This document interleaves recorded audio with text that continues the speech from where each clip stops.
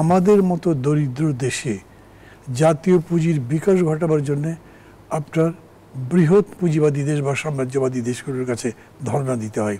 শেখ হাসিনার বিষয়টা ছিল তিনি ক্ষমতার কাছে আত্মসমর্পণ করেছেন, ফলে তিনি জাতীয় স্বার্থকে জলাঞ্জলি দিয়েছেন। ওই মাপকাঠিতেই আপনাকে মাপতে হবে এদের অপরাধ কত বড়। এটা কেবল ভারত বিরোধীতে দিয়ে নয়, বাংলাদেশের স্বাধীনতা আন্দোলনে শেখ মুজিব বা আওয়ামী লীগের অসামান্য অবদান ছিল, সারা দেশের জনগণেরই ছিল। ওইটা ভারতের কাছে স্বাধীনতা তুলে দেওয়ার জন্য হয়নি, লড়াইটা হয়েছিল বাঙালির অধিকার দিয়ে। তখন যেমন আমি আমার কথা বলছি, আমরা আওয়ামী লীগ একটা জাতীয়বাদী শক্তি মনে করতাম, বাঙালি জাতীয়তাবাদ এরকম। এখন পরবর্তী সময় এটা আমাদের বিশ্লেষণ, আমি জানি যে আজকের এই বিশ্লেষণে অনেকে খুব অবাক হবেন। আমরা মনে করি আমাদের মতো দরিদ্র দেশে জাতীয় পুঁজির বিকাশ ঘটাবার জন্যে আপনার বৃহৎ পুঁজিবাদী দেশ বা সাম্রাজ্যবাদী দেশগুলোর কাছে ধর্ণা দিতে হয়, লোন চাইতে হয়, সাহায্য চাইতে হয়, অনুদান চাইতে হয়, এবং বড় বড় দেশগুলো বিভিন্ন ধরনের শর্তের বেড়াজালে আমাদেরকে আবদ্ধ করে ফেলে। তা আপনি এরকম করতে গিয়ে নিজেদের উন্নতির পক্ষে যতখানি সারেন্ডার করবেন, ততখানি আপনাকে বলতে হবে আপনি বিদেশের কাছে সারেন্ডার করেছেন, সেটা ভারতের কাছে হোক, আমেরিকার কাছে হোক, চীনের কাছে হোক। আমি এরকম করে বলতে পারি, ধরেন এই যে এখন চাইনিজ সরকার আমাদের প্রধান উপদেষ্টাকে দাওয়াত দিয়েছেন, দাওয়াতটা কবুল করেছেন এরকম তো বলা যাবে না, কিন্তু আমাদের পররাষ্ট্র সচিব উপদেষ্টা তো গেছেন, তার মানে একটা গ্রিন সিগন্যাল তো দিয়েছেন।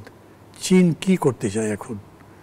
চীন পুরোপুরিভাবেই আমাদের এই আন্দোলনের পক্ষে ছিল, যে এরকম কোনো নজির আমরা পাইনি। যেমন আমেরিকান বলেছে, আমেরিকা চীনের লক্ষ্য হবে যে অ্যান্টি ইন্ডিয়ান একটা স্টান্স সেখানে তৈরি করা, যেটা আবার ভারত এবং ইন্ডিয়া মিলে রুখতে চাইবে। যে কোনো গভর্নমেন্ট বাংলাদেশে যারা থাকবে, তারা যাদের যতখানি অন্তত জাতীয় স্বার্থের বিবেচনা আছে, সে দেখবে দুটোর মধ্যে কোনটার সাথে বার্গেন করে আমি বেটার গেইন করতে পারি, এটা হতেই পারে, এবং তাতে কেউ জিতবেন, কেউ হেরে যাবেন। শেখ হাসিনার বিষয়টা ছিল তিনি ক্ষমতার কাছে আত্মসমর্পণ করেছেন, ফলে তিনি জাতীয় স্বার্থকে জলাঞ্জলি দিয়েছেন। এটা পুরা আওয়ামী লীগের ক্যারেক্টারই তাই।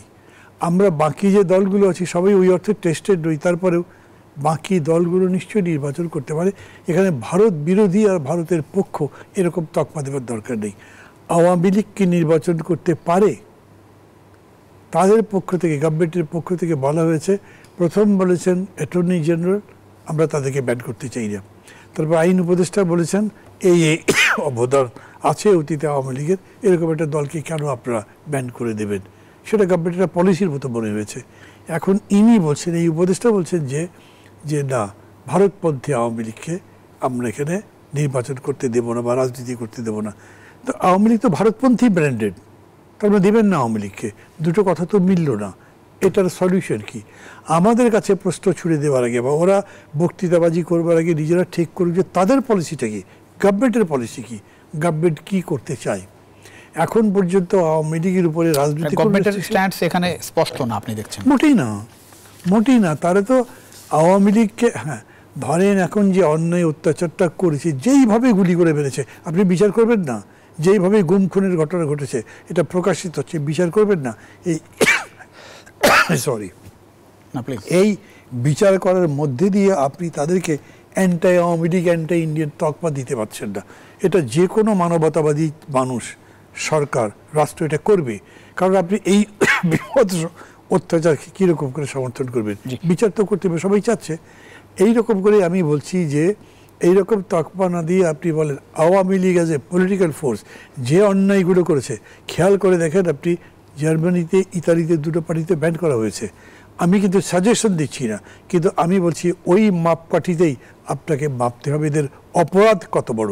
এটা কেবল ভারত বিরোধীতে দিয়ে নয়, ভারতের পক্ষ বা বিরোধী, এটাও একটা বিষয় নিশ্চয়ই হতে পারে যে কতখানি তুমি সারেন্ডার করেছো জাতীয় স্বার্থে, তার জন্যে তুমি এখানে জাতীয় একটা রাজনৈতিক দল হিসেবে স্বীকৃতি পাও কিনা সেই বিবেচনা হতেই পারে, কিন্তু তার সাথে সাথে এই বিবেচনাটা আরো বড়।